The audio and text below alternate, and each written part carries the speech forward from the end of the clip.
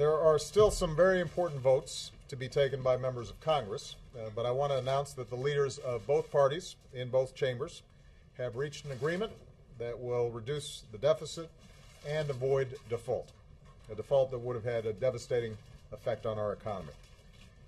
The first part of this agreement will cut about $1 trillion in spending over the next 10 years, cuts that both parties had agreed to early on in this process. The result would be the lowest level of annual domestic spending since Dwight Eisenhower was president, but at a level that still allows us to make job-creating investments in things like education and research. We also made sure that these cuts wouldn't happen so abruptly that they'd be a drag on a fragile economy.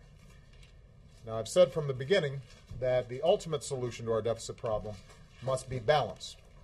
Despite what some Republicans have argued, I believe that we have to ask the wealthiest Americans and biggest corporations to pay their fair share by giving up tax breaks and special deductions. Despite what some in my own party have argued, I believe that we need to make some modest adjustments to programs like Medicare to ensure that they're still around for future generations. That's why the second part of this agreement is so important. It establishes a bipartisan committee of Congress to report back by November with a proposal to further reduce the deficit, which will then be put before the entire Congress for an up or down vote. In this stage, everything will be on the table.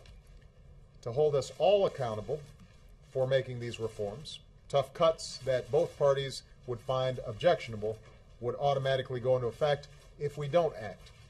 And over the next few months, I'll continue to make a detailed case to these lawmakers about why I believe a balanced approach is necessary to finish the job. Now, is this the deal I would have preferred? No. I believe that we could have made the tough choices required on entitlement reform and tax reform right now, rather than through a special congressional committee process. But this compromise does make a serious down payment on the deficit reduction we need and gives each party a strong incentive to get a balanced plan done before the end of the year. Most importantly, it will allow us to avoid default and end the crisis that Washington imposed on the rest of America.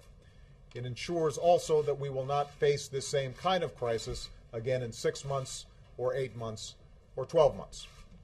And it will begin to lift the cloud of debt and the cloud of uncertainty that hangs over our economy. Now, this process has been messy. It's taken far too long. I've been concerned about the impact that it has had on business confidence and consumer confidence and the economy as a whole over the last month. Nevertheless, ultimately, the leaders of both parties have found their way toward compromise, and I want to thank them for that.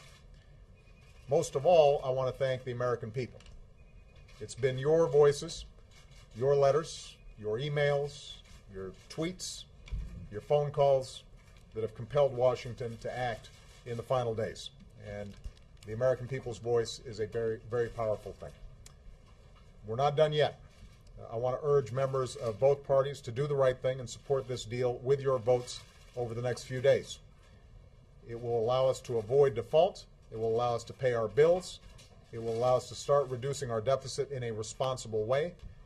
And it will allow us to turn to the very important business of doing everything we can to create jobs, boost wages, and grow this economy faster than it's currently growing.